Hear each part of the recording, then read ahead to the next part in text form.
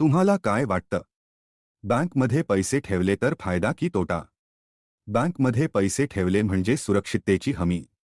मानूया तुमच्याकडे 10,000 रुपये आहेत आणि तुम्ही ते बँकमध्ये ठेवले. बँकमध्ये तुम्हाला दरवर्षी 1% व्याज देते. म्हणजे 1 वर्षाने तुमचे पैसे 10,000 100 रुपये होतील. वा. पण थांबा. महागाई विसरलात का? समजा आज मध्ये एक एक्लेअर्स चॉकलेट मिळते. 1 वर्षाने महागाई वाढली आणि तोच चॉकलेट 2 रुपयेला मिळायला लागला.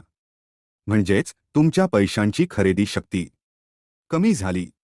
तुम्ही बँकमध्ये पैसे ठेवून कमावले, पण वस्तू महाग झाल्या. तुमचा खरा तोटा झालाय. मग उपाय काय?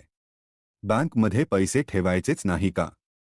बँकमध्ये थोडे पैसे ठेवा, फक्त आपत्कालीन गरजांसाठी. उरलेले पैसे गुंतवा जिथे परतावा जास्त मिळेल.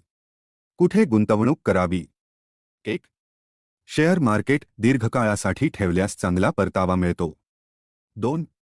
म्युच्युअल फंड जास्त परतावा पण कमी जोखीम. 3. सोनं दरवर्षी किंमत वाढत जाते. 4. स्थावर मालमत्ता जमीन किंवा घराचे भाव वाढतात. निष्कर्ष फक्त बँकमध्ये पैसे ठेवल्यास महागाईमुळे तुमचा तोटा होतो. पैसे वाढवायचे असतील तर योग्य ठिकाणी गुंतवणूक करणे गरजेचे आहे.